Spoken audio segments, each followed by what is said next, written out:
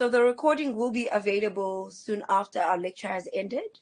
So you'll be able to access that. Also, just a disclaimer from my side, those who were not at Cornerstone last year, you might not understand this, but those who were at Cornerstone last year, we've moved from Funda to Moodle. And it's really been a struggle navigating Moodle because I am also a part-time lecturer. I'm not full-time at Cornerstone. So please bear with me if things are not correct, but please let me know. I know 2 people had informed me last night or some days ago that the module outline that I had uploaded was the contact module outline. So I have since corrected that last night. So if you downloaded the contact, which is the face-to-face module outline, please download the correct module outline, which is now up on Moodle. So if there's ever any issues, please do let me know and I will try to respond as soon as possible.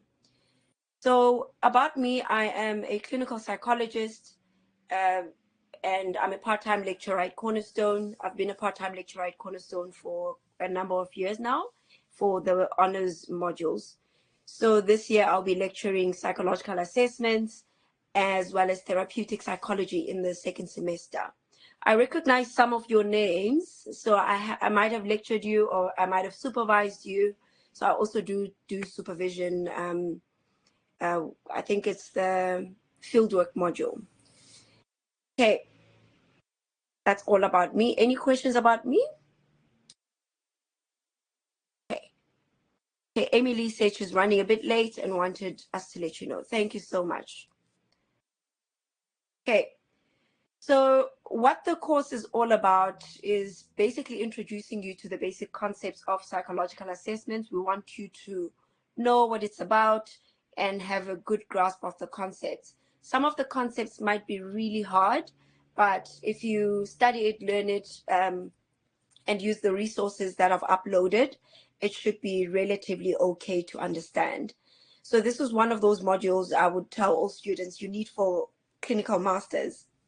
Because in clinical masters, that's masters in clinical psychology, you do need to understand psychometrics and psychological assessments, as you know, and you should be able to know how to administer, to score, to interpret, as well as to do report writing. So that's basically what this course is about. So I will try, because I mean, practically, I administer assessments almost every day. So I will bring in my own understanding, but also it has to be in line with what you need to learn this year.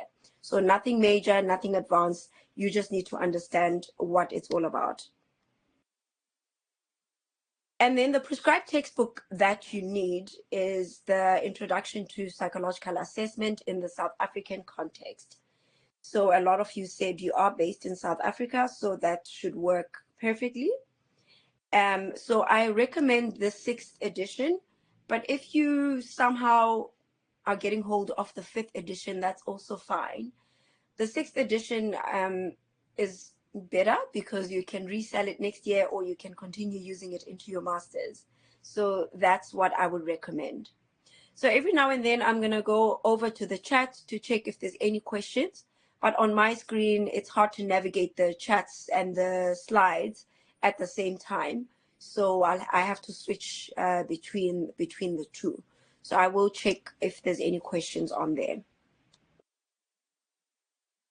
So in terms of your course schedule, if you look at your module outline, you will find that it is it's scheduled by, there's weekly topics, as well as the page numbers, as well as the chapters that you need to go through before you attend the lecture. So I find that it is easier if you just go through it, just read through it, and then when you attend, then what I'm saying will make better sense. And then in terms of your assessments, you will have a class test, which will cover, I think, the first 3 lectures, but it is detailed in your assignment briefs. And that first assignment, that first class test will be written online on Moodle, and that will be on the 4th of March. So everybody will have to write on the 4th of March. So for those who are working, because I understand some of you are senior students and you are working, you might have to ask the the administrator in the psychology department for a letter so that you can be off work on that day. And then your internet assessment is due on the 8th of April. Those who want to submit it earlier than the 8th of April, you're also welcome to. And then the final test, which is sort of like a final exam, will be written on the 13th of May. And then if any of those days fall on a Friday and you need to go to mosque, then you please do let me know. However, the tests, the two tests, the class test as well as the final test, will be, so for example, it will be open from 8 o'clock in the morning up until 8 o'clock in the evening. So, and I know students get confused with this. It will close at 23:55. However, to give you ample time to start and finish your assignment, you would have to start maybe an hour and a half earlier or 2 hours earlier. And I hope that makes sense. So before we start, I'll just check if there are any questions in the public chat. So Elam is asking, just confirming these dates are different to what was listed in the contact MO. Are our assessment dates different to contact students? I can't remember, but I do teach on the contact class as well. The dates might be slightly different because they have their classes on a Monday. So I teach them on the Monday. So for example, they will write their first class assessment, the first class test on a Monday. And then perhaps the intelligence test will be on the same day as you guys. And then the final test will be, for them, it will be on a Monday. So regarding the final test, it says pen and paper test on module outline. It's not pen and paper, it will be online. And then contact class test was listed for 2 March. That is a Monday, yes. Yes, that's correct. So your dates differ in that sense. Okay, so if anybody has had any assessments done on themselves by a psychologist, psychiatrist, educational psychologist, and perhaps there are concessions that I need to keep in mind, please do email me as well as the psychology department. I think it needs to be approved by them or confirmed by them. And then I will make sure that I apply those concessions for you. Okay, let's see. Okay, no more questions. Okay, so our first part, we are reviewing chapter 1. And we are looking at psychometrics and psychological assessments. A lot of students or a lot of people might feel that psychometrics is psychological assessments and that psychological assessment is psychometrics. But there's a difference between the two. And we'll start with psychological assessment.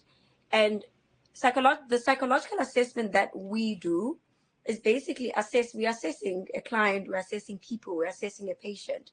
So there's a process that goes into that because we might use some tests, we might gain collateral information from the school or from the parent or things like that. So gaining information from collateral sources. We might go into a school and observe. We might use screening tools. So psychological assessment is the process that goes into using these, into gaining information about a client or a patient. Also using psychometrically sound assessments. So even your clinical interview forms part of your psychological assessment, because you're finding out from your patient or your client what is going on, what are the symptoms, what are they struggling with, etc. And that doesn't only end there, because we might look at it from a sense that it's got something to do with just emotions or psychology. But if we think about career-based assessments and other sort of assessments, that's a psychological assessment. and personality assessments as well.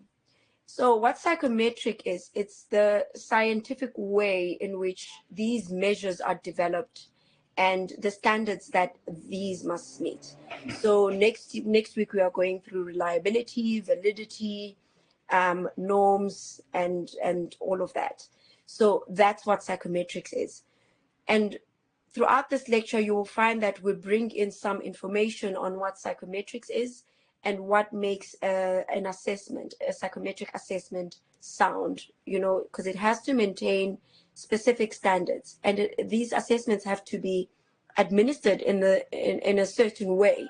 So if, for example, Ilham is administering the assessment, he or she has to administer it the same way that I do. And how that is managed or mitigated is that there are manuals that are developed that we have to follow to the T. And there are standardized scores, and there are percentiles, Z scores, and standardized ways of actually scoring these assessments. So that's what psychometrics is about.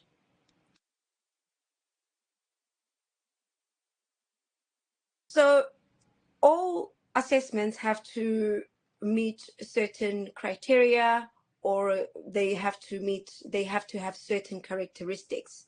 So, but they're all different in a way.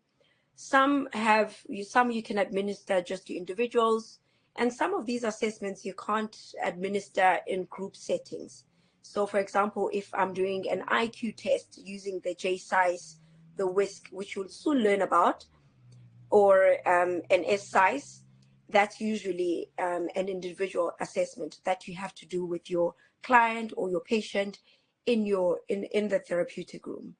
There are some assessments that can be group administered, like the Ravens, which is the colored matrices, and maybe others.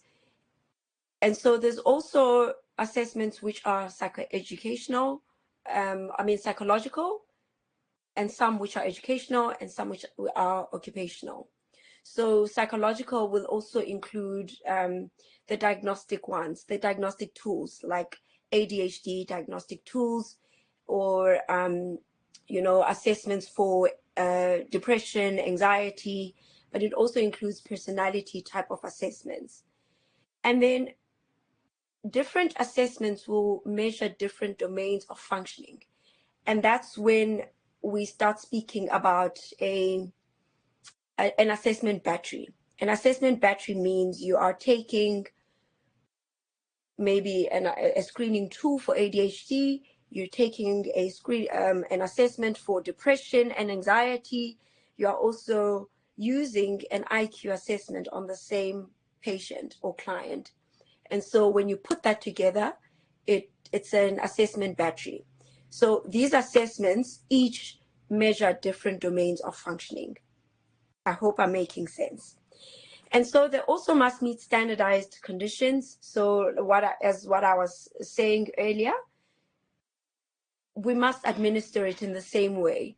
Otherwise, if we don't, and we over-explain and we don't follow the manual, it means that the assessment is sort of biased in a way. So your patient or client could do better or do worse. And so that's not it's not a valid measure of their abilities. And there are systematic methods regarding scoring, and we'll look at that in a practical way, because if you are scoring a certain test, so there are some tests that are timed, and so the scoring will depend on how long a client or a patient has taken to complete that test, for example. So those are the systematic methods of scoring. And then there are procedures regarding interpreting your data. The manual will usually include the norm groups that you need to look at. So by norm group, I mean maybe the age of 16 to 18, that's a norm group. 3 to 6 years old is a norm group. So you have to score against that norm group. You can't assess an 18-year-old and score them against a 13-year-old or a 12-year-old, because then that will skew your results. And by criterion, we mean so a lot of diagnostic measures. For example, with a major depressive disorder, you must meet certain criteria in order to be diagnosed with that specific disorder. So that's criterion measures. So these measures also have to be valid and reliable, and how we do that is by using a test manual and also using measures that actually have been validated for your particular population.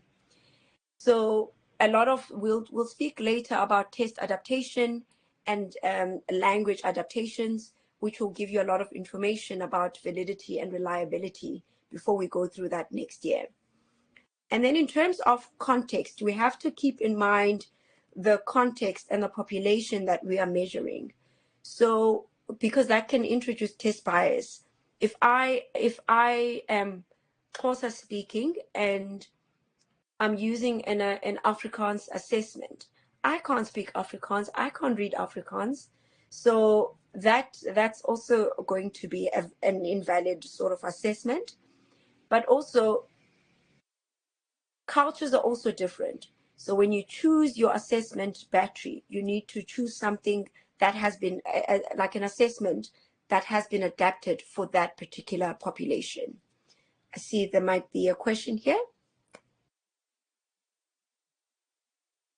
Okay, do we have norm groups for educational levels in South Africa? So HESME, all tests, all psychological assessments have norm groups in the manual.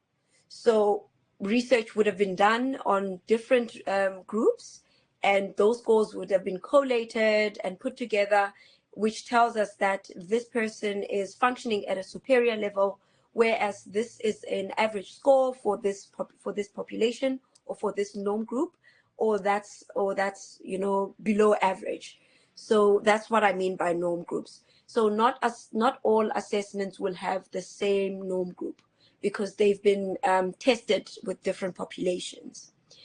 And then Ilham is asking, do you mean the criterion measures need to be met before you can administer the test, or will the test aid in deciding if criterion are met? So the test will, so let's say, so there's an assessment, for example, the PHQ-9, which is a patient health questionnaire, for example. It assesses depressive symptoms. So we know with depression, you must meet criteria A, which is low mood or no pleasure in pleasure, no interest in pleasurable activities. So that's a criteria that must be met. So you have to administer the test first in order to see if criteria are met. So what I meant in the slide is that the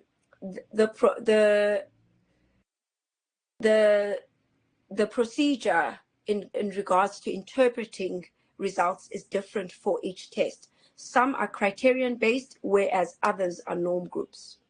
I hope that helps to answer your message. Okay. What is the line between occupational therapist and psychometrist? So occupational therapists can administer certain assessments, a lot of it scholastic and which is educational, and some work with people who are struggling at work, for example. A psychometrist administers these assessments, which some occupational therapists cannot. So you'll find that with psychological assessments, how it is, how it's built into, the, what do you call it? How it's designed is that certain therapists or certain occupations, no, I'm not putting that in the right way. Certain people can administer certain assessments. So an occupational therapist cannot administer a lot of the assessments that I administer, whereas a psychometrist can administer a lot of these assessments that I have probably not been trained in, that an occupational therapist might not also have been trained in. So a psychometrist is quite specialized in administering and interpreting these assessments, whereas the occupational therapist, there aren't a lot that they can administer. How often do the norm groups get adjusted, for example, after a disaster? There's a lot of research that goes into it, Moshiane, and we will go through that in this lecture.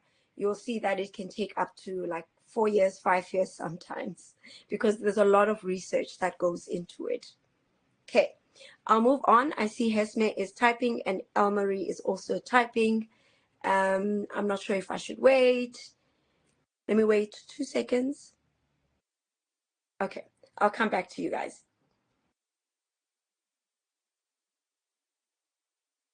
So measures also vary in how they are administered.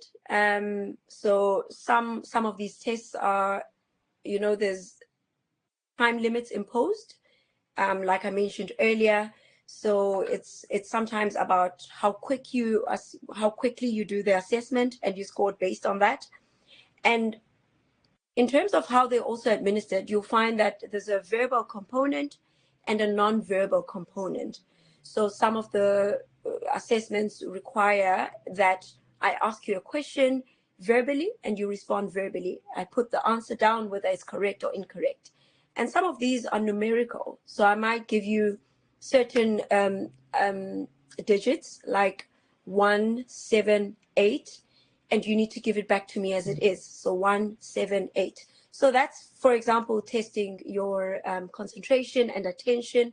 But if I ask you to do it backwards, and I give you a number 7, 9, 6, you need to give that number back to me backwards.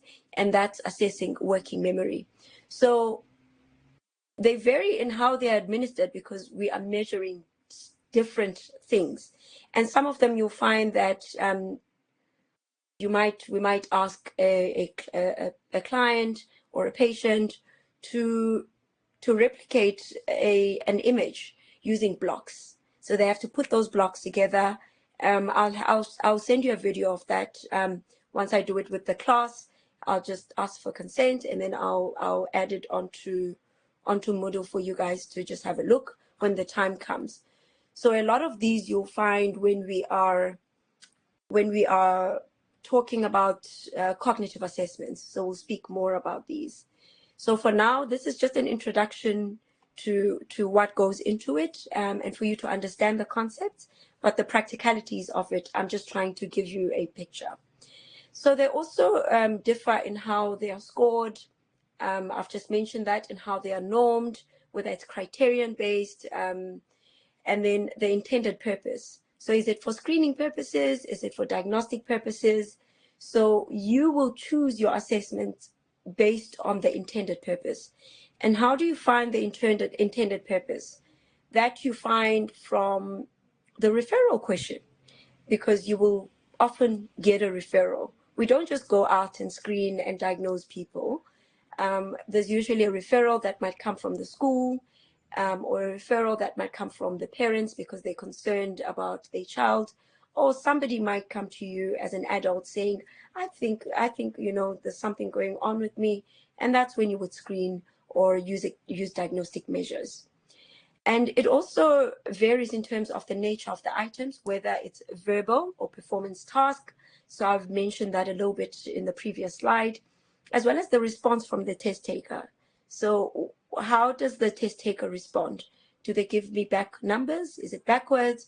Do they answer a question? Do they have to build something? Or do they have to draw something? As well as the content area. Okay, I'm going to see here. Will it be a research psychologist who does the adjustments to norms, or is it a multidisciplinary team? So Hesme will get to that, because it's the multidisciplinary team and the research psychologist, and maybe a clinical psychologist or a psychometrist. So it's a whole range of people. So Ilham is asking, what do you mean by speed, power in terms of time limits? So, for example, I might give you an assessment and I might say, do it as quickly as possible, right? And you might be slower than the next person, but your answers might be correct. So and that person's answer might also be correct, but they've done it quicker than you. So it's to see whether the person is struggling because they can't finish on time. So it gives us a lot of information about, what's going on with this person, because they might be doing fine in other modules, or I mean, let's take school. They might be doing well in terms of what they've written, but they might be failing because they never finished the test. So these speed or power tests, they tell us whether this person has a problem with, maybe there's distractions or there's hyperactivity, distractions, whether external or internal distractions. So that gives us a lot of information so that we can apply for concessions. So that's what I mean by those speed tests.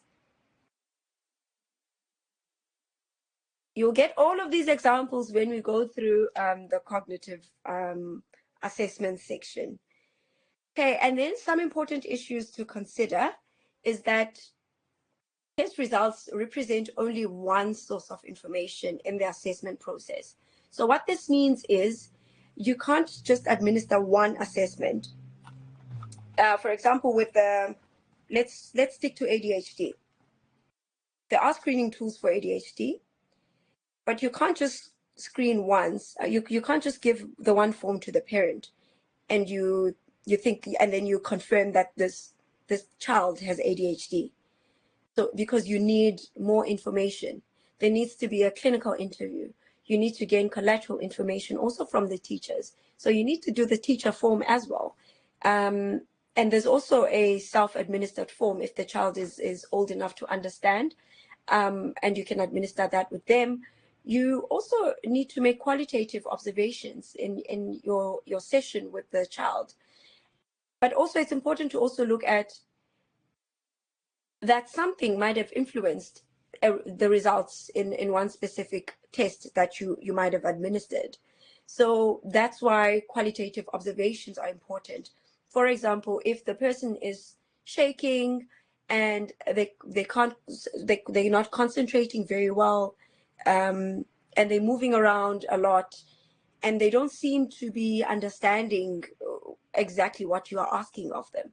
So you need to understand and explore what that could be about. It could be that last night the parents were fighting. And so now you've left out that information because you continued with your assessment. And so your results are not valid. So the results will not be a true representation of what's actually going on. So proper history intake is always important before you get into the assessment phase, because it is part of the assessment. Okay. And so the assessment process is multidimensional. So you use multiple measures, as I've mentioned. So you could use an IQ test, you could use a diagnostic measure, you could use multiple diagnostic measures. So you might want to measure anxiety to see whether there's anxiety going on. You might administer an ADHD screening tool.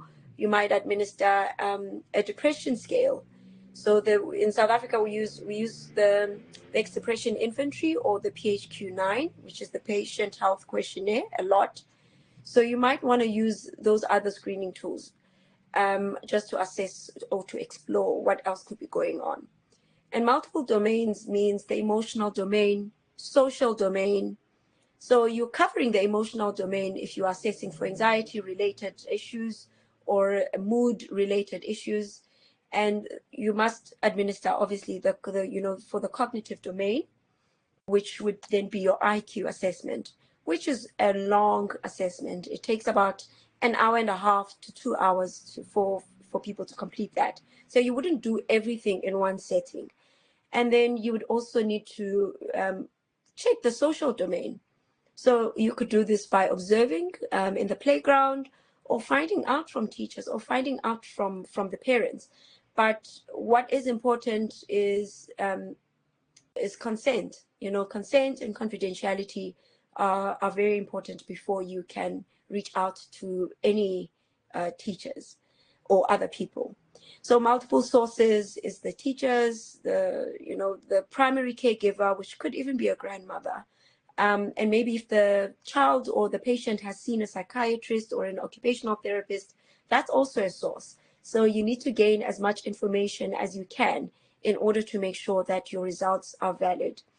And then multiple settings and multiple occasions. Multiple settings is, at school, at home, outside with friends, as well as clinically, in your practice. What are you seeing in this person as they've sat down?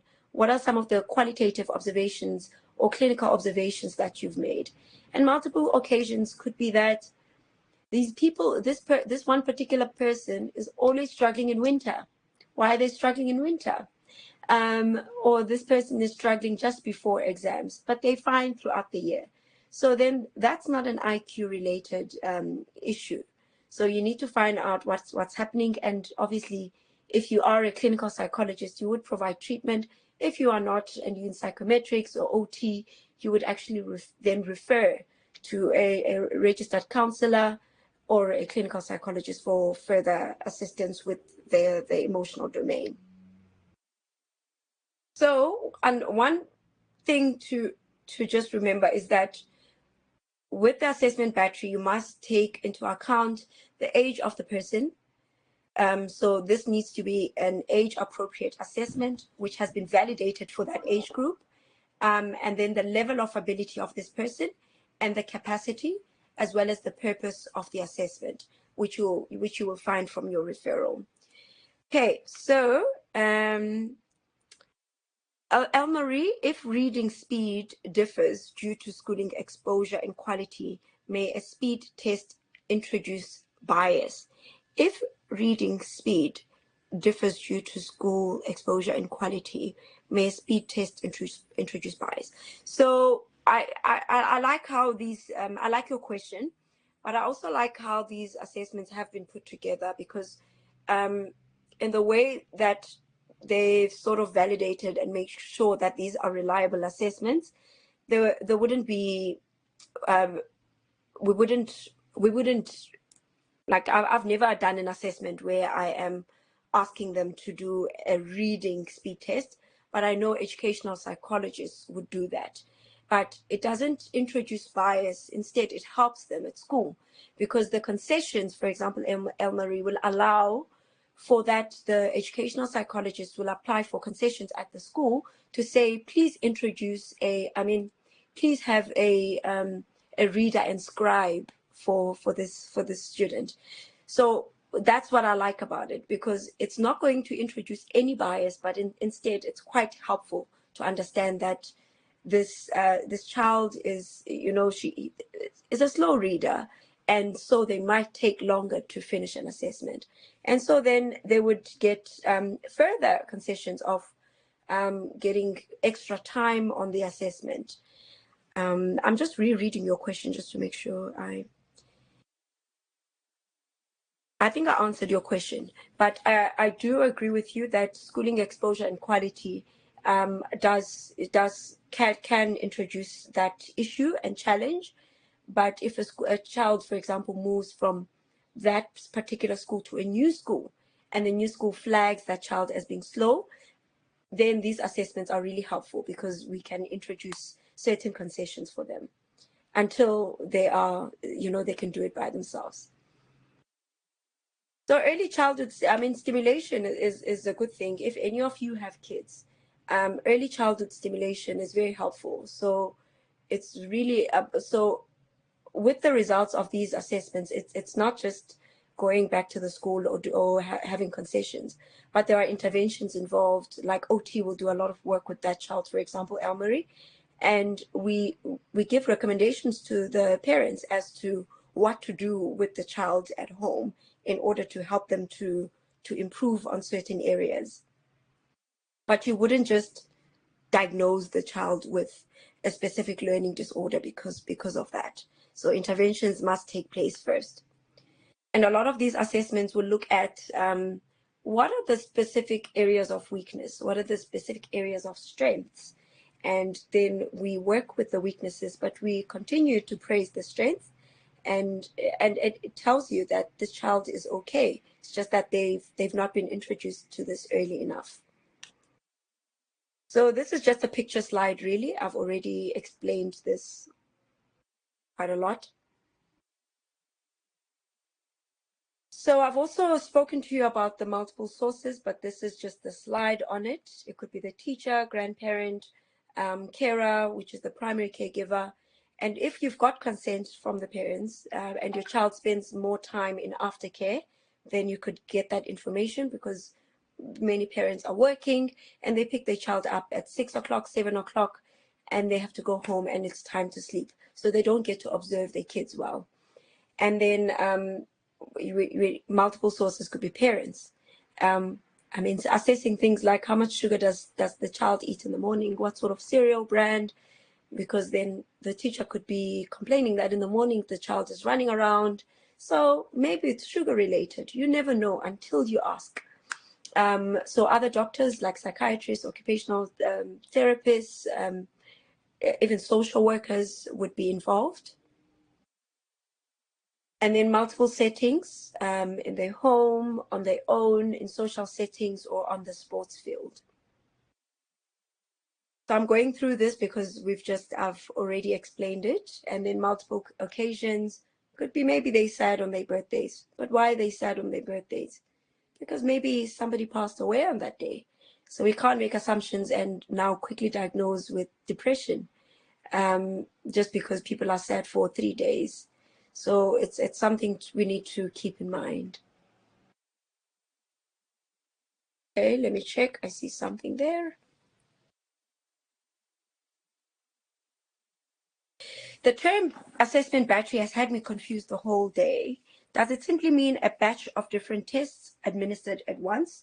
The assessment battery is, so with your assessments, you'll get a cognitive assessment, a psychological assessment, a socio-emotional assessment. So all of those together form an assessment battery.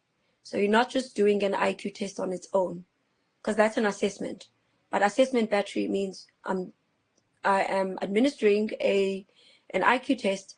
I'm also administering a depression scale, anxiety scale, so for the psychological stuff. I'm also checking for, diagnostically to see if there's anything else going on. So an assessment battery includes all of those.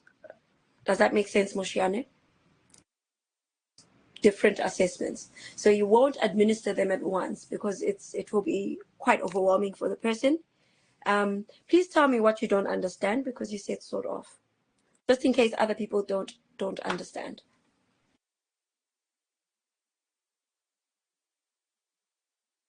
I'm just going to wait for her to type, because I would like for her to understand and for everybody else to understand. But it will be introduced much later, but let's do it now. Yes, Moshiana, you're welcome to unmute yourself and you can ask. Yes, Elmarie, that's correct. Group of tests used together. Yeah. Multiple tests at different times. Thank you, Asanda. Because you're not going to do it all at once. For example, an IQ test, like I said, will take an hour and a half to 2 hours. So imagine administering that. And then still, if there's ADHD explored here, or ASD, autism spectrum disorder, which also takes another, couple of minutes, which could be about 30 minutes. There's these tests do take quite a while. So assessment battery is all of these assessments together to confirm your diagnosis, or to explore other areas which could be causing the main problem. So that's correct, Asanda. Thank you. I hope everybody understands. Elmarie, you are correct. And I know you probably didn't mean together in one sitting, but they are used together. So when you write up your report, you include all those domains, because you would have received a lot of information from the client themselves. So your interview and your clinical observations, including the battery of assessments. Yes, because no single test gives a complete picture. I like that. Okay. If 2 tests in a battery give conflicting results, what should the psychologist do? So, for example, this does happen, Elmarie, but because of the many tests that we do, there usually is a reason behind that. So let's say I administer the SSIS, which is an IQ test, and then I also administer the progressive colored matrices. They might give us it's not usually really conflicting, but it gives us a different picture. So the SSIS might indicate that this person has a borderline IQ, but then the progressive matrices might say this person's IQ is average.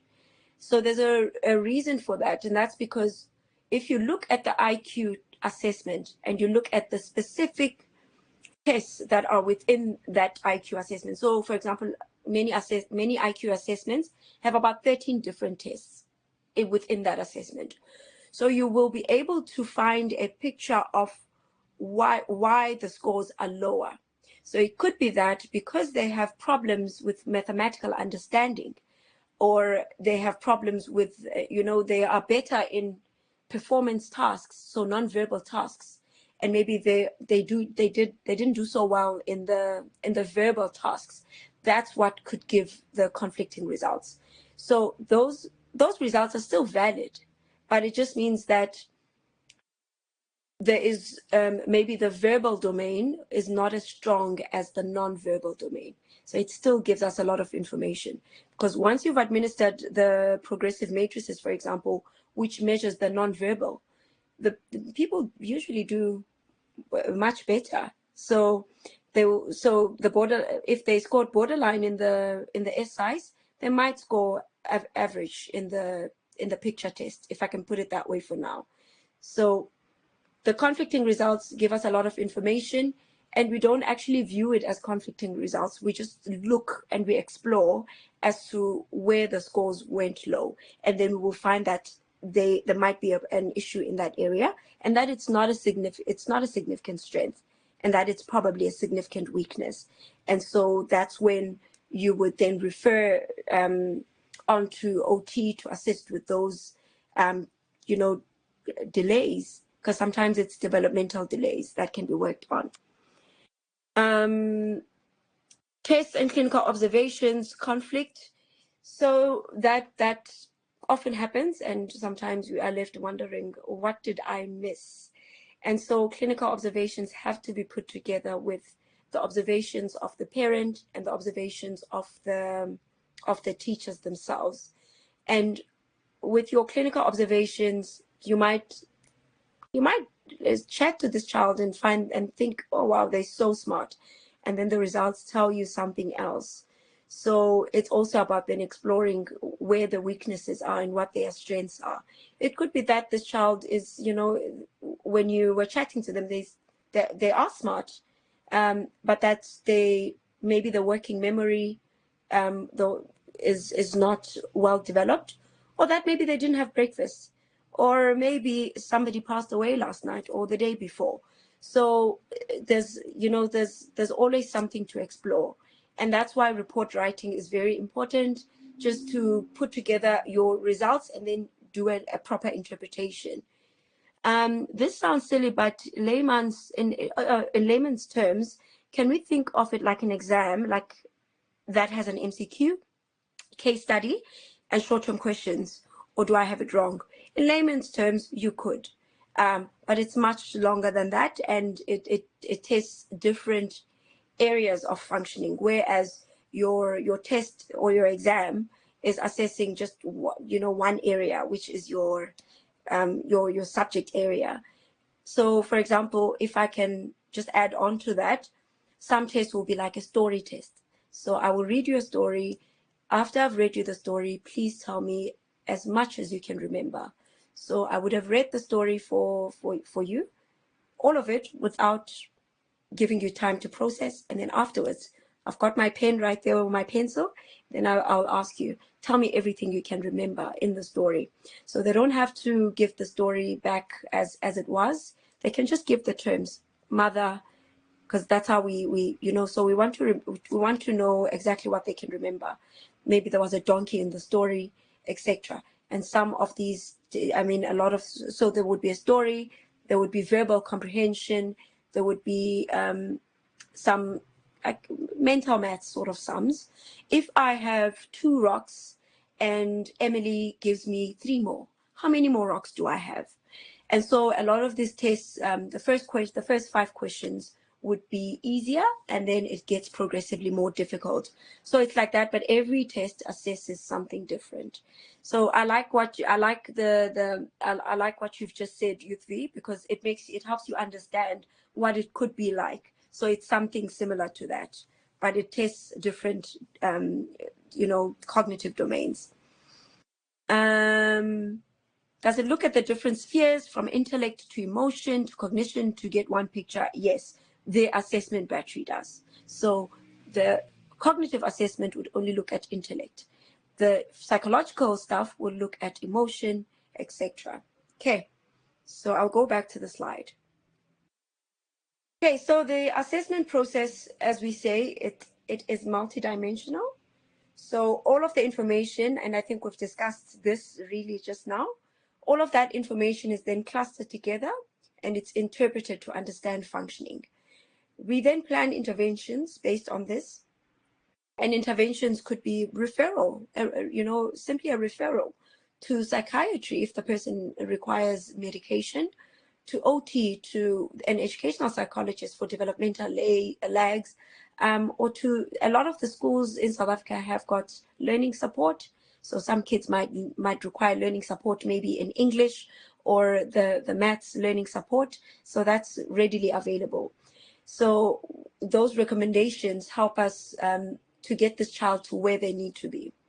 A lot of the schools nowadays, they will actually do it themselves. They will pick kids in the class who are not scoring as high as they, not as high, but to their potential. And they'll send a letter to the parent to say, they've been flagged. Would you be willing for the child to attend learning support? It's free of charge, and we will provide you with feedback, etc. They will attend for a term, and then we'll check again. And it's usually in group settings, and the kids don't know they're in learning support. They're finding easier and nicer ways of learning using Smarties, for example, maths using Smarties. So for them, it feels like play, and it actually helps them to enjoy the subject matter more. So even using music to understand English or to learn English, things like that. So the schools are doing very well nowadays. And then from these assessments, we also make diagnoses. So like ASD, ADHD, neurodevelopment, and any neurodevelopmental disorders. If we're speaking about kids, and then with adults, even with kids, you could find that the child has PTSD. So you would treat the PTSD first before you do an intellectual assessment. So if you find that this child is not ready for a sit-down psychometric assessment, then you don't do it. If the child is crying in the session, they are going through something, you have to delay it. Treat the emotional stuff first. That's the rule. And then we map out the progress to see how they've been doing. And sometimes these assessments can make predictions about future functioning, as per, research will tell you that. But sometimes it's not really true, because you might say this child, but we never say those things. You would never speak in a negative way in a report or to a parent or the child. You'll never say, you'll never do well in maths. So you find ways first to help this person improve. But it also gives us information that if they don't improve, then maybe that's not their strength. But there are other strengths that they have, that you can actually tell them about, so that they feel good about themselves. So you don't want your child or the parent walking out of the session feeling like they'll never be anything or amount to anything. Okay, so you want to encourage people in the work that you do. Okay.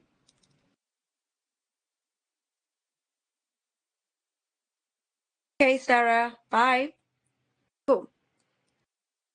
So we now look at the South African perspectives, and that's in chapter 2. So we'll look at this quickly because I would like for you to read through that chapter yourself. It's a really easy chapter. And it just helps us understand how psychological assessments were, how they came about in South Africa and some of the issues we've had, and that we've sort of found ways to move past that. So these assessments were developed in an environment which was characterized by an unequal distribution of resources. So that was basically the apartheid era, where these assessments were focused on standardizing these measures for whites only. So you would have found that, I'll just make an example that we can all understand. Imagine you go into another country and they speak Spanish, and they give you an assessment in Spanish. And they don't stop because you don't understand Spanish. You keep going. And obviously, how are your results going to look like? It's going to look like your IQ is very low, or you're not smart enough, or you're not smart at all, because you are going to probably get a 0. Firstly, you don't understand the instructions, you don't understand the questions, you don't understand how to respond, you can't even speak the language. So if we think about it that way, we are able to then understand this perspective. So these measures were then applied to non-whites without checking for bias or appropriateness. And so they made assumptions about group differences without considering the cultural, the socioeconomic, environmental, and educational factors of the non-white population. And so we've moved on from that, and the Democratic South Africa focuses on issues of equity, to also redress past imbalances. And school readiness was a thing that was also done a lot in schools. However, the routine administration of group testing in schools is banned. We're not allowed to do that anymore. So in a sense, that forbids any discriminatory practices. And also, parental consent is a huge thing. You can't administer an assessment in a group without parental consent. And I know it's different with exams and tests.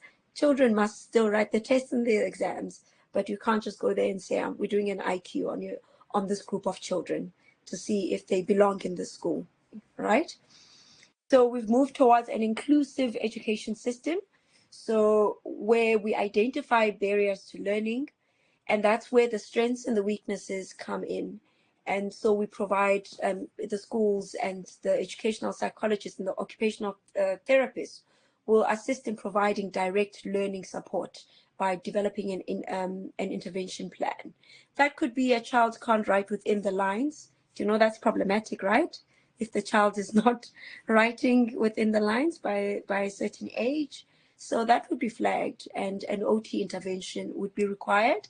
And it usually does take, it is quite quick, maybe 3 months, and the child has learned how to grip a pen and how to write within the line. So pen grip, eye hand move coordination are some of the things that the OT would look at. Someone asked about OT. So there must be a multidisciplinary support team, and that would include doctors, psychologists, counselors, OTs, teachers, whoever might be relevant to assist with that particular issue. So just to explain the multidisciplinary team, just in case people don't, sometimes I assume people understand, but let me just go back to the multidisciplinary team. If I'm assessing, let's say an educational psychologist administered an educational assessment, but also found that there's something going on with this child and it's emotional, so they won't do psychological assessments testing for like depression, anxiety, PTSD. But they might be able to they can do those assessments, but they can't actually diagnose. They're not allowed to diagnose. So in order for them to understand what's happening with the child and for a diagnosis to be confirmed so that an intervention can be planned, the educational psychologist would have to refer to me. But then the educational psychologist might have found other issues which might require an OT intervention. So they will also refer to the OT. And I might find that this person requires medication in order to treat the psychological issue at hand. So then I might also refer them to a psychiatrist. So that's what I mean by the multidisciplinary support team. Learning support is part of that. Okay. So in the democratic, so historically, actually, individuals were not legally protected against any form of discrimination. However, with the adoption of the new constitution and the Labor Relations Act in 1996, worker unions and individuals now have the support of this legislation that specifically forbids any discriminatory practices in the workplace. And this includes the protection of applicants, because they all have the rights of all employees. So just to explain that, if you apply for work and somebody else, so let's say there's three of you, you have all applied for work and you are one female and there's two men, and you are applying for an administration job. And with this administration job, there's computer work, required. But they indicate that whoever can lift those boxes as fast as possible gets the job. That's actually not a valid or reliable assessment. It's not even scientific, because the stronger guy with muscles is going to win. And so also no discrimination against females. I know there are strong females out there. I'm also strong, but I'm just making an example. So please don't take it wrong. But that strong muscle man is going to win. And so it's quite biased. It's a biased assessment, because clearly the employee was looking for a strong man. So that's sort of what we mean by, these assessments that are biased and discriminatory. So you can apply that with other examples as well that you can think of. So if you want to type some other examples, you're welcome to. So all in the democratic South Africa, all assessments have to be scientifically valid and reliable. And in the employment sector or labor sector, they can be applied to all employees. So not just one employee. What if the other employee can't actually lift boxes? So that's not okay. And it must not be biased against an employee or a group. And so practitioners and publishers of these assessments must prove no discrimination according to the Employment Equity Act.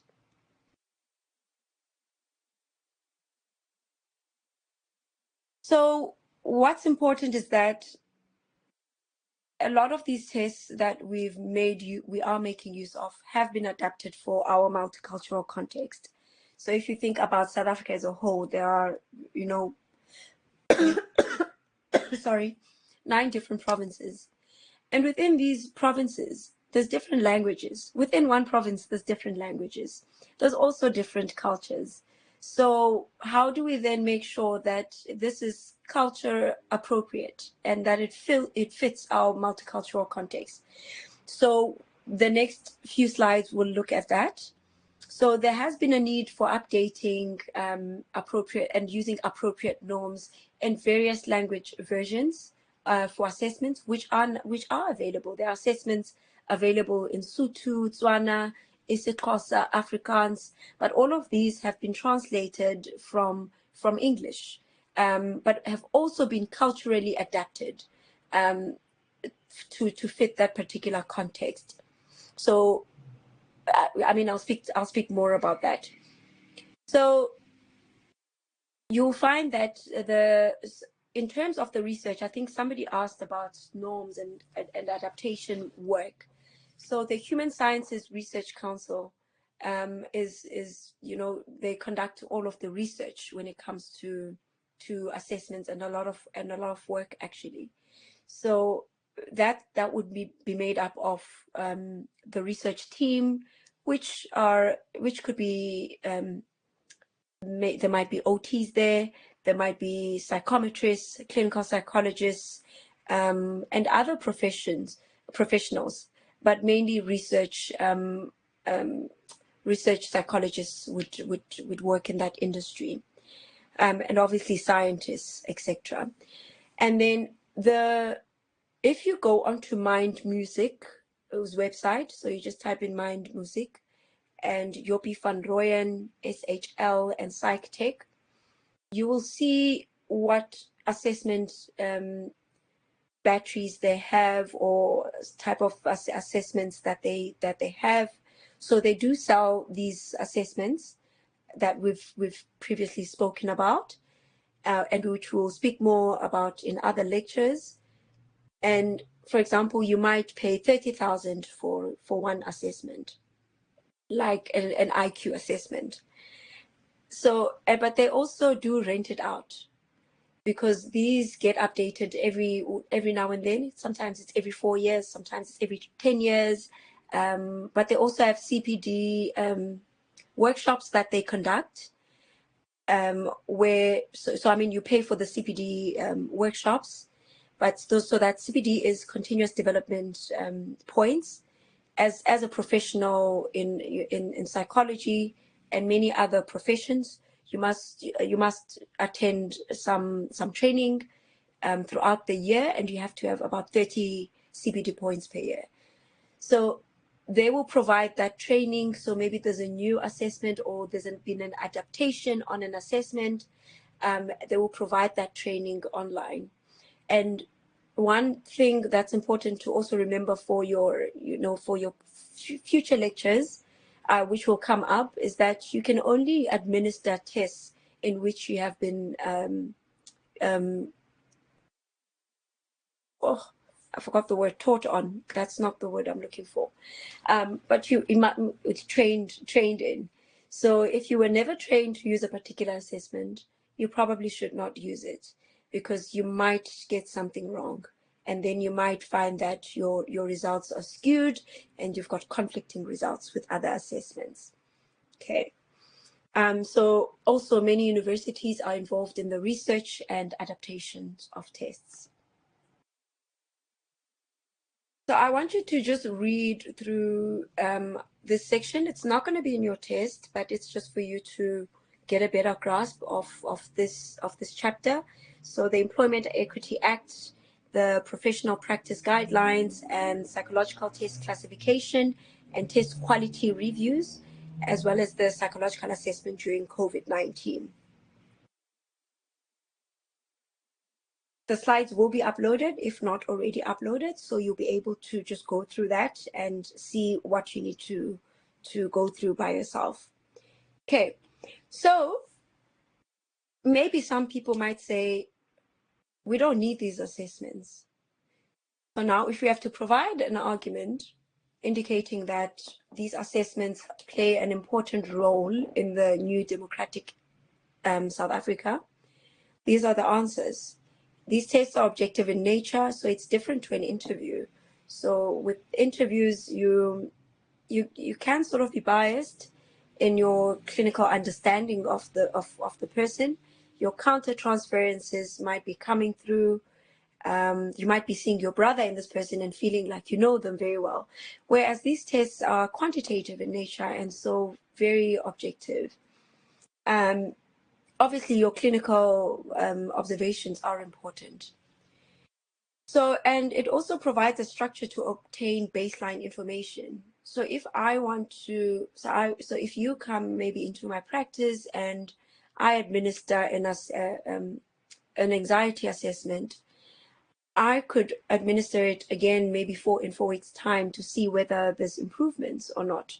So that baseline information was your initial information. That at baseline you were severe. Your scores were in the severe range, and now 4 weeks later your scores are in the moderate range, and maybe another 4 weeks it might be in the moderate. I mean, in the low range. So it gives us a structure to be able to also assess if people are improving or not. So it also allows for impact of training, rehabilitation. So rehabilitation could be, the OT interventions, for example, and psychotherapeutic interventions to be evaluated. It also aids us in decision making. So if any of you were you were all in high school, I guess, maybe there was a career assessment that was administered at your school or privately. It aided you maybe in decision making as to what to apply for and what to study. So it also helps to predict university performance. So only if it's culturally appropriate and psychometrically sound. And the psychometric soundness of these assessments we will look at next week. I see there's no questions there's nothing popping up in front of me. So I'm assuming you are all still awake and present.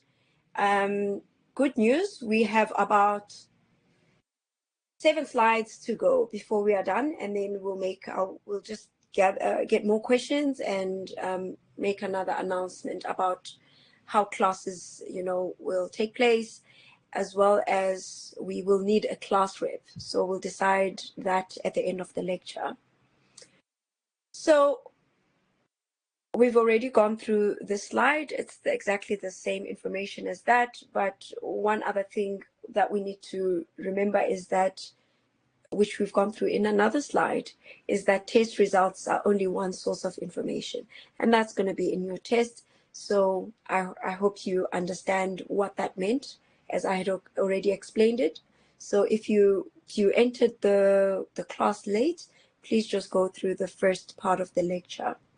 Okay, and then with integrating with other information, it means we take the test results and then we integrate it with other collateral information that we've gained and other sources of information that we've used. So we are on chapter 7, and this will be a short one. So everything I've taught is going to be in your test. So I've shortened the first lecture quite a lot, because if you look at your textbook, there's a lot more information on there. But these, what we've gone through today and what we are going through, are the most important parts that you have to know for your test. But I will give a test scope beforehand. So now we look at cross-cultural test adaptation, translation, and tests in multiple languages. And somebody had asked this question. So test adaptation and translation is quite essential in multicultural and multilingual countries. So that's us and many other countries. So we need to we need to keep in mind that people are from different cultures, languages, and socioeconomic different socioeconomic environments, and so they should also be given the same opportunity. So everybody should get the same opportunity. And so I know I made an example earlier and I asked you guys to make your own examples, but nobody has.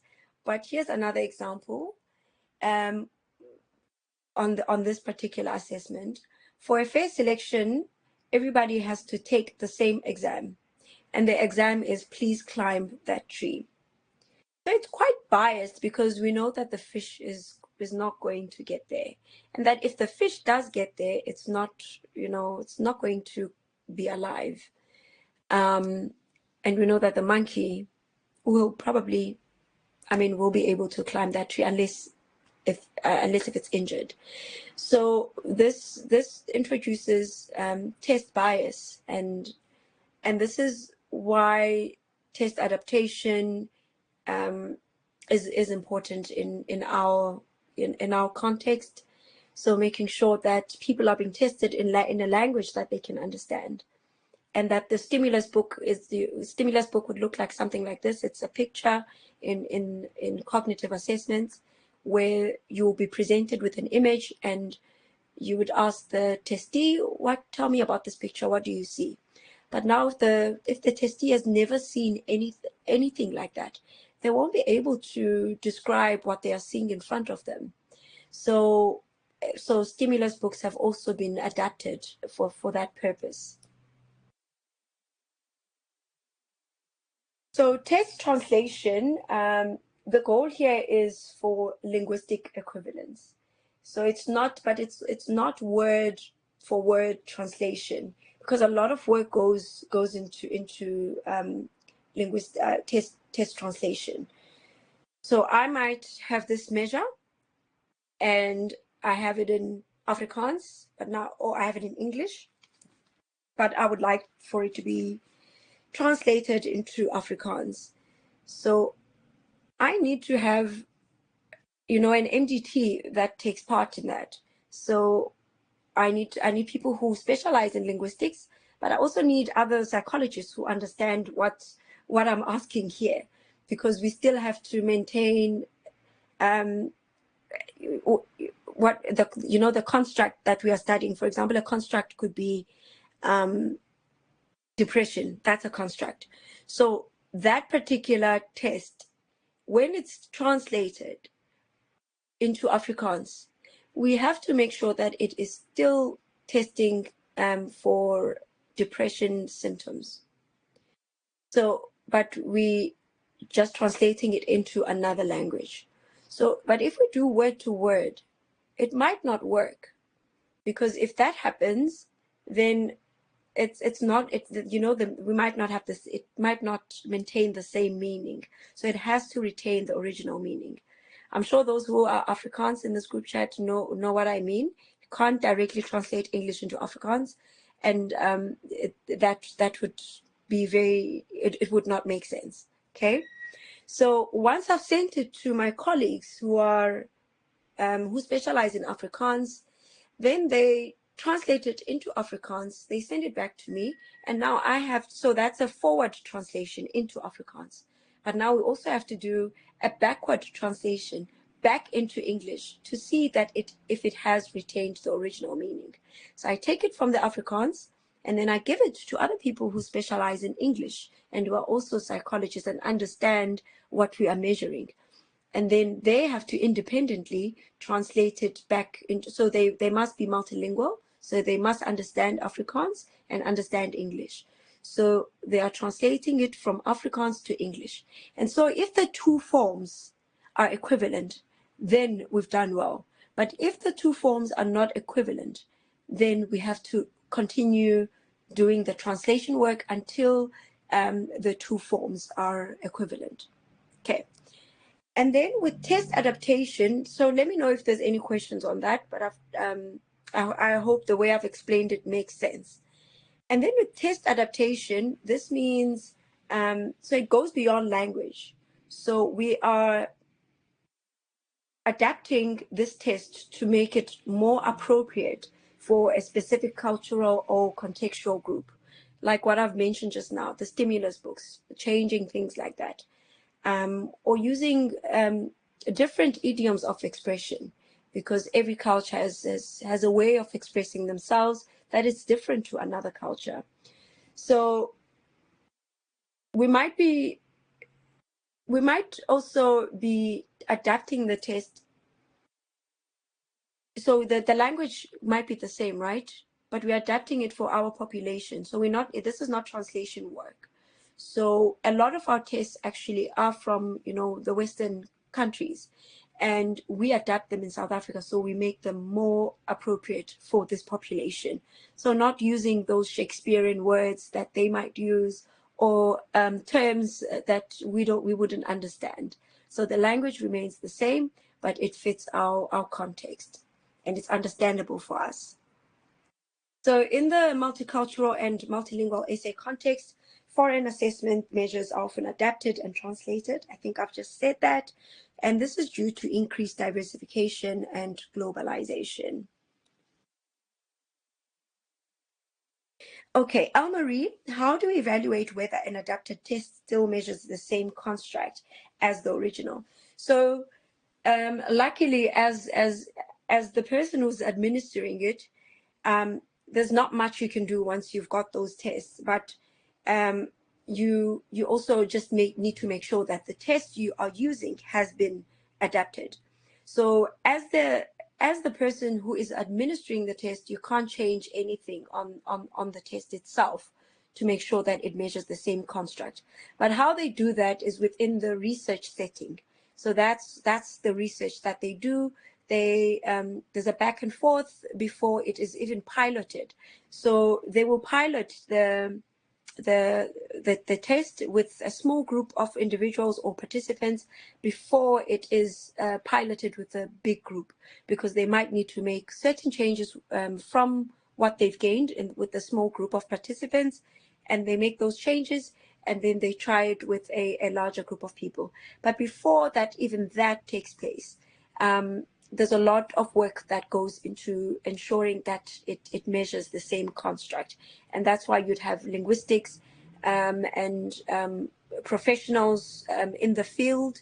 So your primary investigator would be maybe a psychologist or somebody who specializes in psychometrics and understands what goes into test development.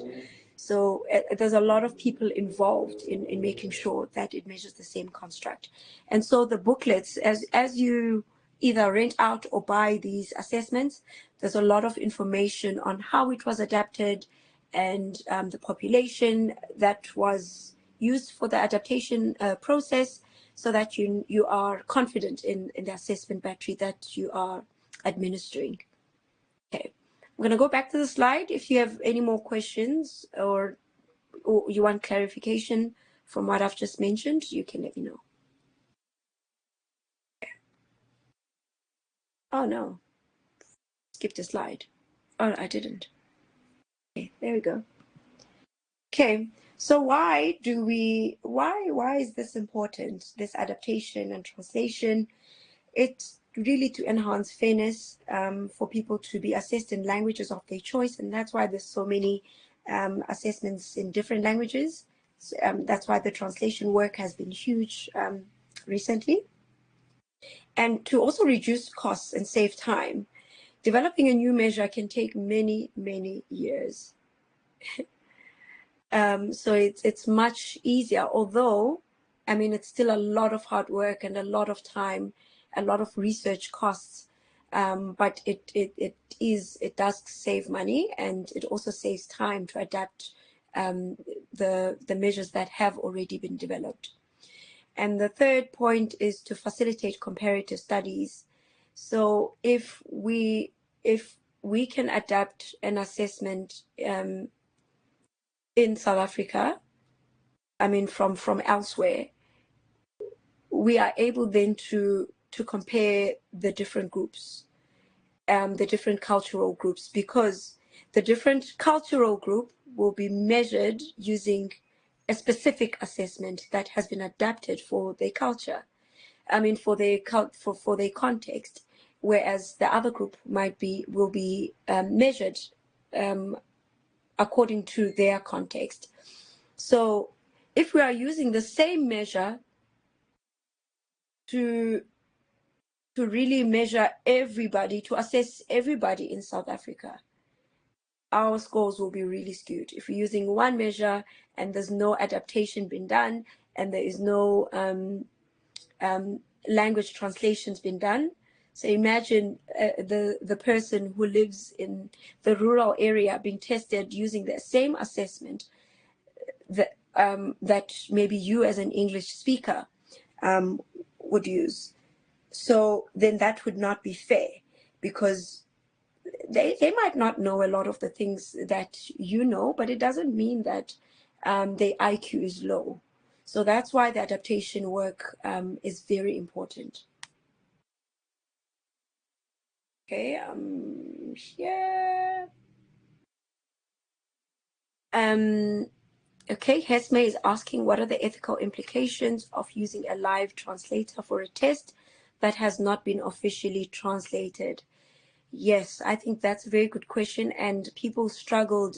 So when you read that part on that section regarding, I mean, it's related to assessments during COVID-19, you'll find that there have been issues.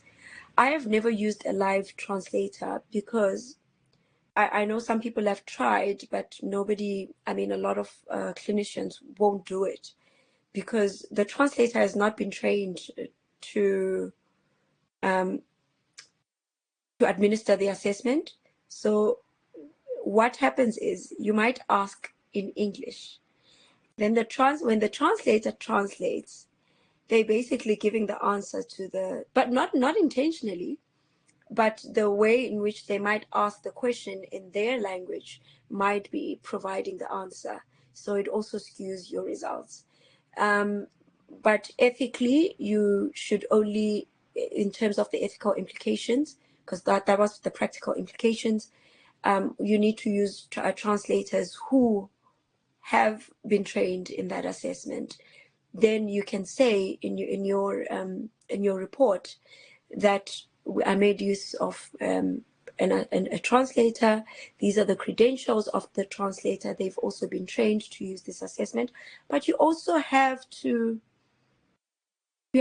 indicate why you use the translator and why you did not refer this patient to be assessed in their own language by a clinician that speaks that language. So if you can cover yourself there, and there's a reason why, maybe in your town you're the only psychologist, then that makes sense. But if there's a nearer town, I mean, it's, it's part of these ethical dilemmas that we often look at. And what happens then? Okay. When saying it won't be fair, we mean it won't be valid. That's correct. It's not going to be a valid measure. Okay. So does this apply to criterion assessments as well? It's easier with criterion assessments, and also you can also find a lot of translated criterion assessments, but those ones are easy. How have you been feeling this week? That's easy to translate. Yeah. Have you been feeling sad? Have you been feeling low? But making sure that your translator understands people's idioms of expression, because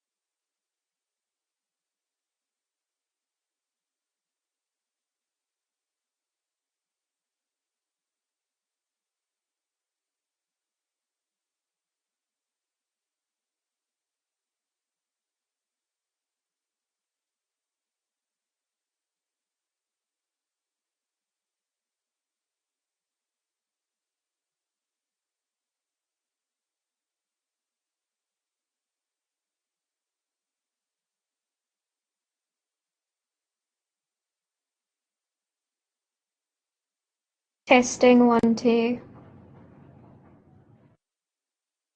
Can you guys hear me?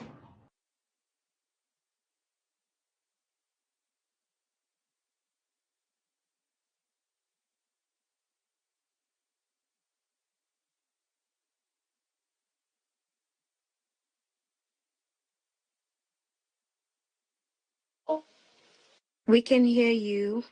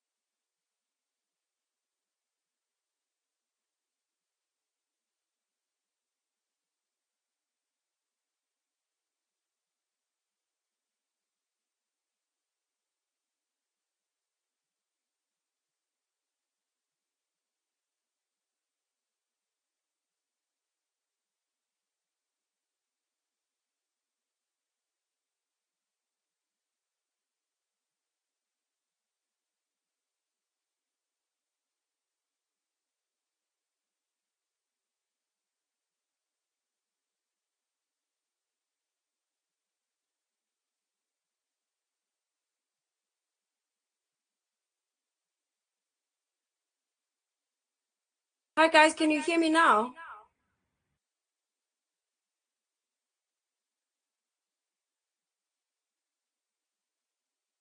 Okay, so I'm connected to 2 devices now because I don't want to drop the line on the other side just in case it messes up with the recording.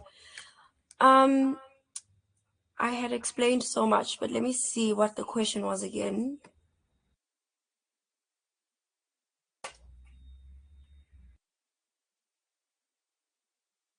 Okay, I got rid of the echo. So I was answering Laura's question. So I'm hoping that the recording captured it, but I doubt it. But I'm not sure how much of my response you heard, but you would so it's important to get an understanding of this patient or this client's understanding of the English language, for example. So obviously, in your first session, you are conducting you're conducting a clinical interview, but also you're building rapport. So you would get a sense of whether they're able to express themselves in English or not. But I was saying that with the PHQ-9, for example, if I'm assessing for depression, this is the example I made, that if somebody was assessing me for depression and they asked me if I still find pleasure in doing the things I used to enjoy, I might not understand that question. So I would want somebody to elaborate what that means. So with those kinds of assessments, you can elaborate and explain it in more detail. So then I would expect the clinician to maybe tell me what they mean by that. And so they could say, they could ask it, they could pose it as a question and explore what sort of activities did you like to do? What are your hobbies? And I might say, I used to enjoy tennis and I used to enjoy swimming, but I don't want to do it now. I don't feel like doing it. So that's already giving information about the person's functioning, but it also helps us to explain the wording of the screening tool so they'll understand it better. So it's better to actually explain when it comes to diagnostic assessments and and the non-IQ assessments. But when it comes to the IQ assessments, you have to follow the manual. So you can't explain it in more detail or use your own words. You have to, so the manuals come with scripts. You need to be able to read that script, but obviously over time, you would have memorized the script and you know what the instruction is. Okay. Let me see. Okay. Now on this device, how do I go to the next slide?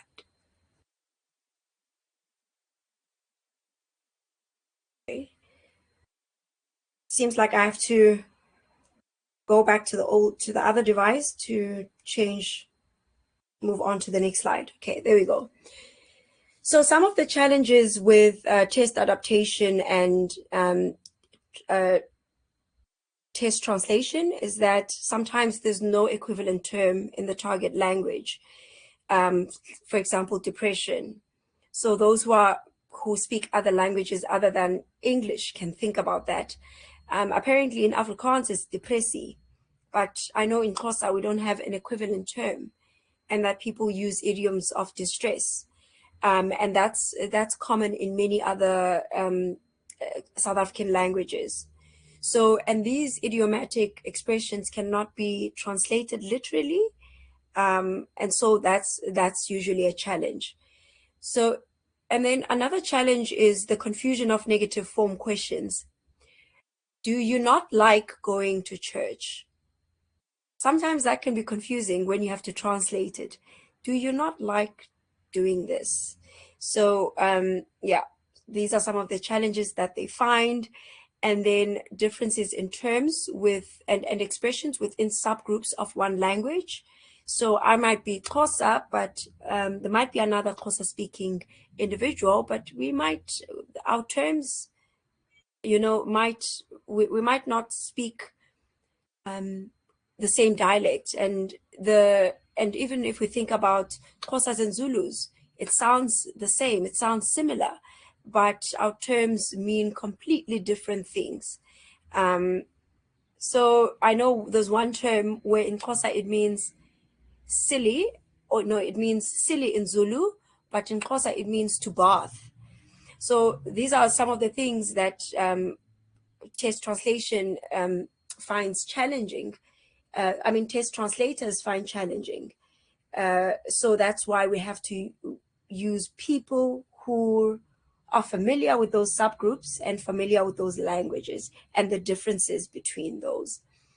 And then the language of learning might be different to the person's mother tongue. So now that's with test administration and some of the questions that you guys have asked.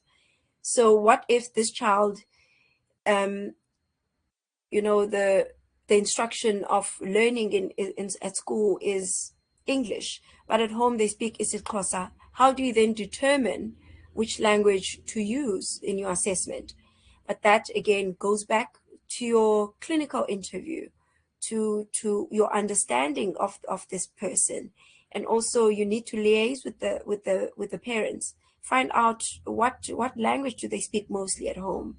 For example, I have my daughter who's 8. She is Xhosa, but she can't speak Xhosa.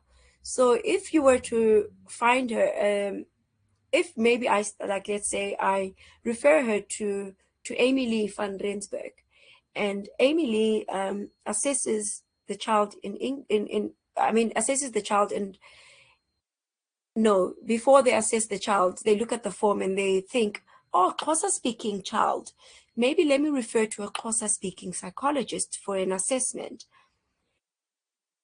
That would not serve her well because she can't speak Xhosa. She can understand it, but she responds every single time in English when I speak to her. So then it's important to also get an understanding from the parent. What language do they speak mostly at home, with friends, at school? How do they express themselves? Do they express themselves in English better than Xhosa or Afrikaans or Sotho, or do they express themselves better in the home language than in English? But it is an ongoing challenge for many clinicians to know which assessment to use. And then, so I just want to give you an example. We do only have about 3 slides to go, but just an example. I had a child that came for an assessment, but they were from a Xhosa school, and on clinical interview, this child spoke English fluently. So, and I asked the mom, which language does this child speak at home? And the answer was English. And I mean, the child expressed herself so well in English. I tried to speak Xhosa to her, but she kept responding in English. And so it was very confusing because according to the Department of Education, if the child comes from a Xhosa or Afrikaans or Sotho school, you need to assess them in the language of instruction at school. But it is an ongoing, debate, concern, and things that we have to think about clinically. And there's no wrong or right answer. And I mean, I'm not here to advise anybody, but I think it's really good. The only advice that maybe I can give is to get supervision from another clinician and find out what they would do. So two eyes and ears and mind is better than one. Okay. Let me see this question. If you are administering a test to an individual who is uneducated in a remote village, for example, when translating the test to another language forwards and backwards, the tests need to be identical. So the translated version will then still keep words that might be too higher order for the client, even when it's in their own language. Is it then okay for the clinician to constantly be explaining instruction words on the test? So if those are still too higher order, then that has not been adapted for that population, and you need to use another assessment. You could use like I will call it a picture assessment just for the sake of your understanding, but we don't call anything picture assessments or puzzle assessments. But there is an assessment that you can administer that does not require verbal communication. So that's that progressive matrices that I was talking about. Okay. If it's an elderly person, could they have their child or somebody assist them in explaining? No. No, unfortunately, because that could it could really skew the results, and the results won't be valid. It's not a valid assessment unless you are referring to like an emotional assessment. Emotional assessments are fine, like I explained to I forgot her name. But as I'll explain, Laura's question. As I was explaining to that about that question. So if it's an IQ test, you can't be having somebody else explaining that. But if it's a test for, you're screening for depression, anxiety, for PTSD, for example, then that's okay. That's fantastic. Okay.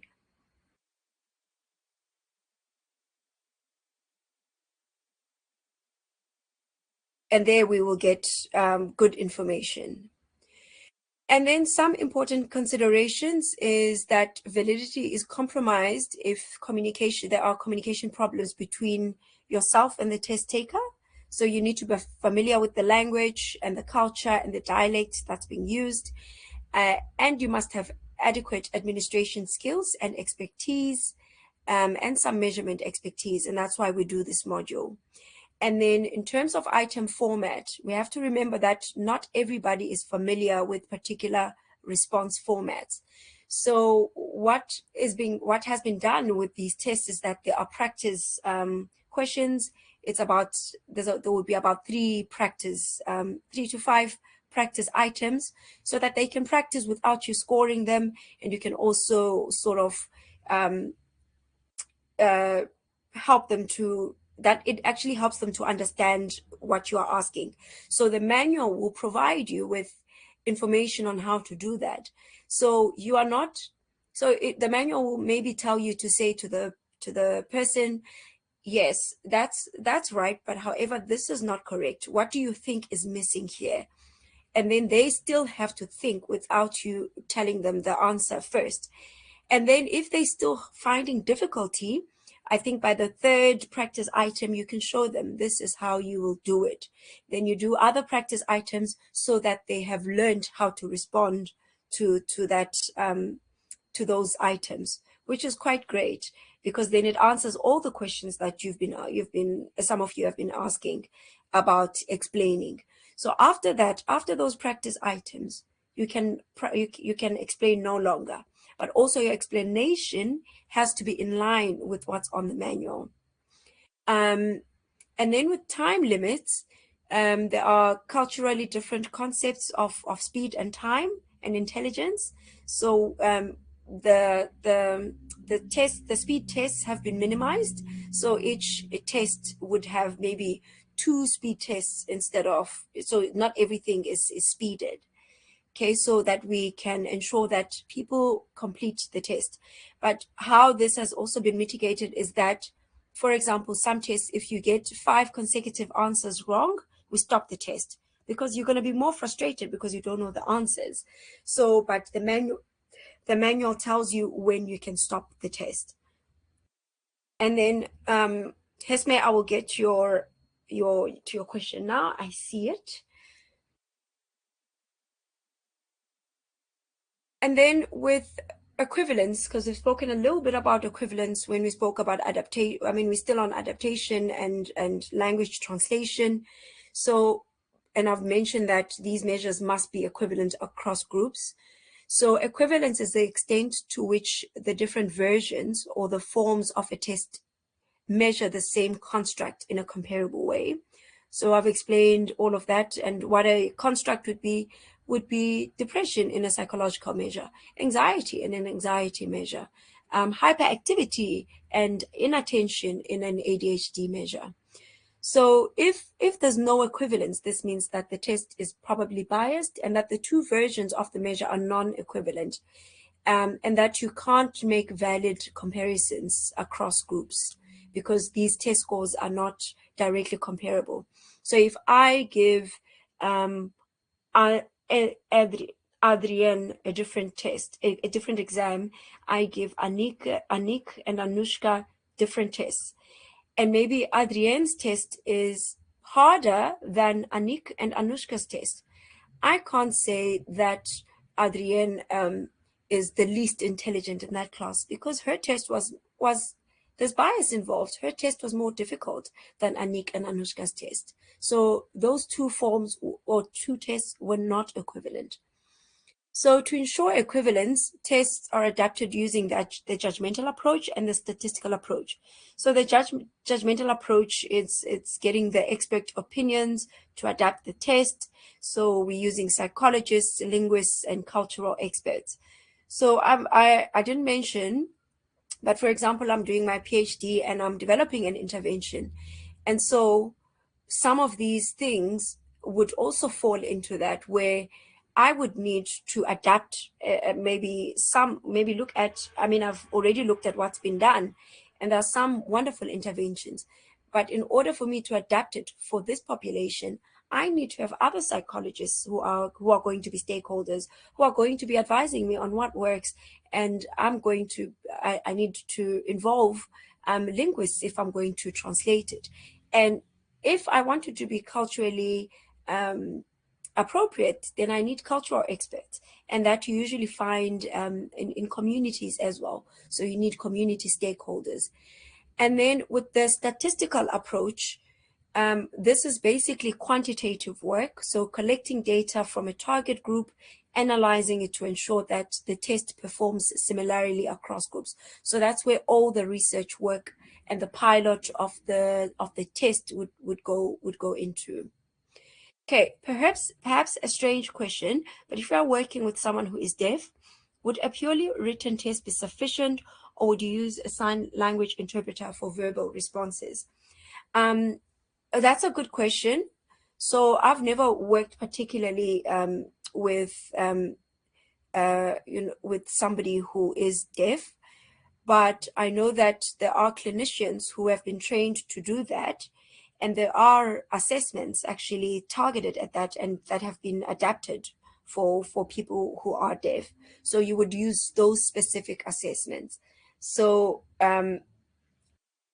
sign language interpreter would probably work, but why not use somebody who is, who has been trained to work with that population, because then they would know which assessments to use. They will be able to select the battery so that they can get the most valid results.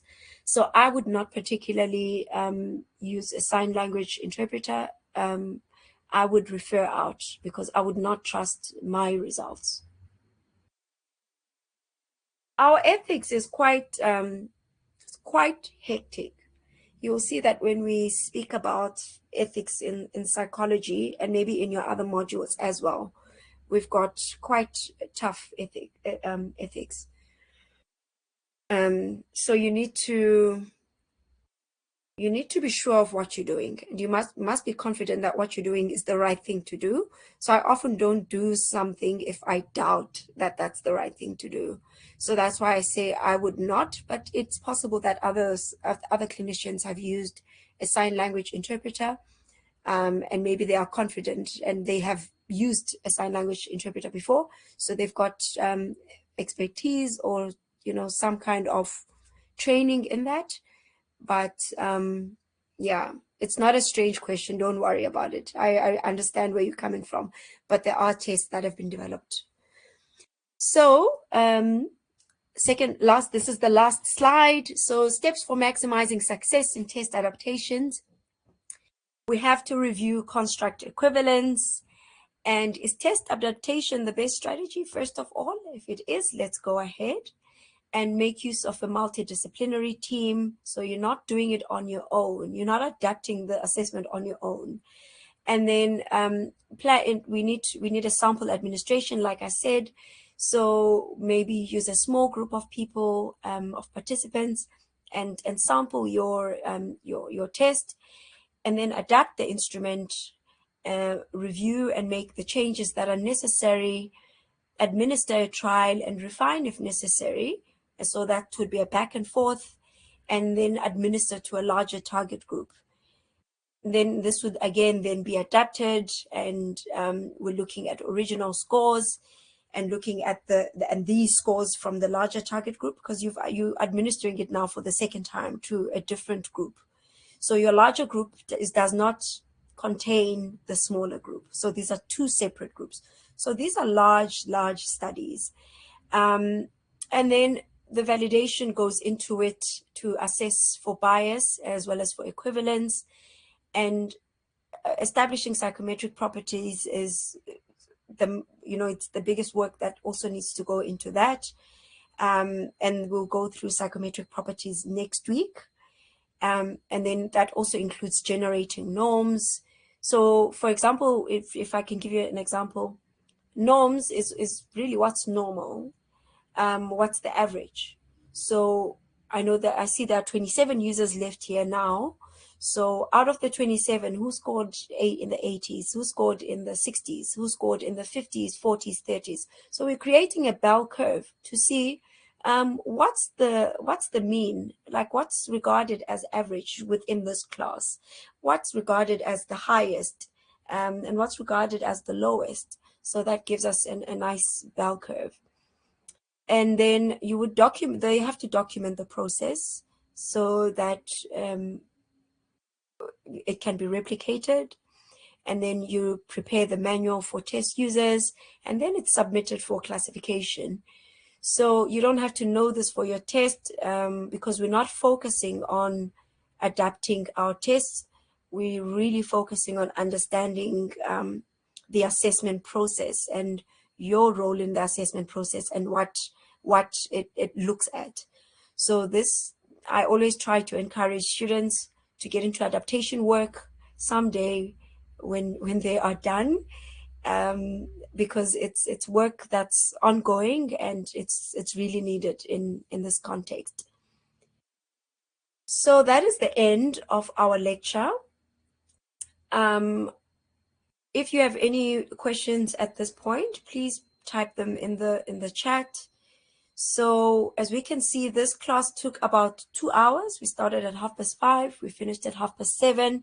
And I think in the timetable, it was mentioned that the class would start at 6 till 8.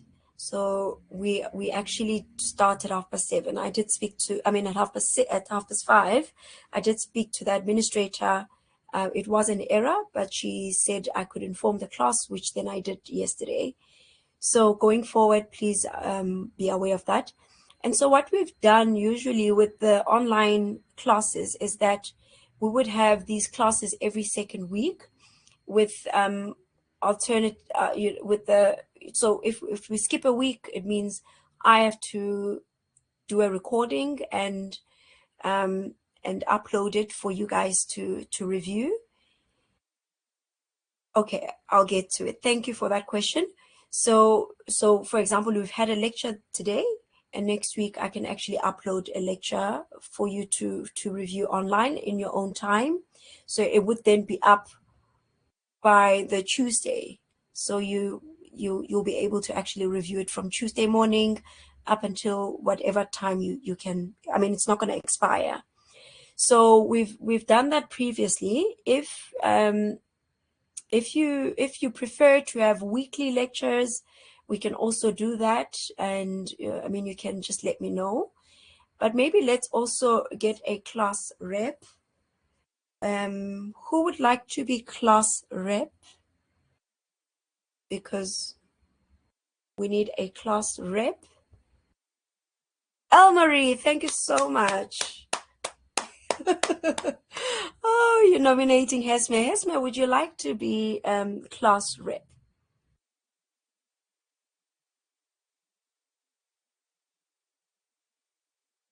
And I received all of your emails, and I responded to all of your emails.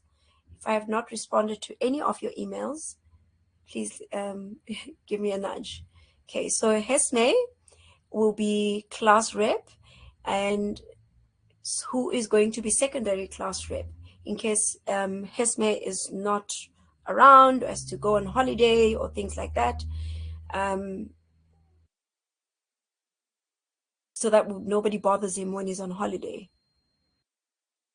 Elmarie, are you up to being the secondary class rep since you nominated Hesme? Okay, thank you so much.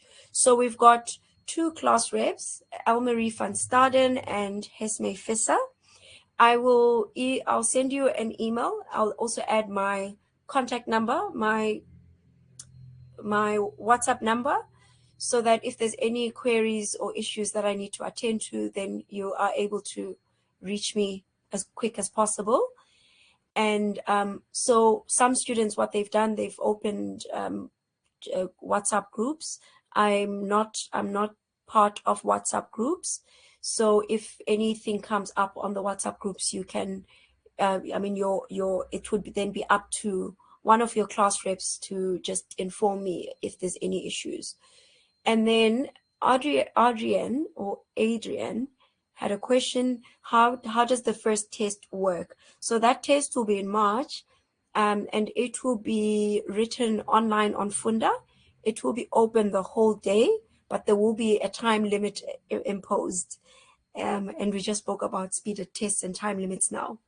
And so what I also had explained that if anybody has concessions from psychologists, etc., please do let me know so I can apply the concessions for you online. Yeah, so I will send out a test scope. Thank you, Hesme. I appreciate that. I will send out a test scope prior to the test, and the test will be open. It should be open by 8 o'clock that morning, and it will close at 23:55 p.m. So you have the whole day. Okay, if you work long hours and you're not able to get the day off from work, or if you're sick, you would have to speak to the psychology administrator first, and then they need to approve that before I can. Okay, it won't be invigilated. However, we put in place some detectors for AI generated work. Okay. I see there's no more questions. I'm sure other people are cooking. Some people are lying in bed. Some people have their fans on. And maybe some people are driving. But I hope you will come back to the lecture if you are not listening. But thank you to all of you for being present and being here today. So next week's lecture will be recorded. Thank you for saying it was a cool lecture. Yeah, so I will see you guys in 2 weeks' time, unless somebody tells me otherwise. But otherwise, lectures are every second week. Okay. All right. Thank you. Okay. You will appreciate the recorded lecture. Okay, that's perfect. You will get it by Tuesday night. Okay, perfect. Enjoy Ramadan. Bye.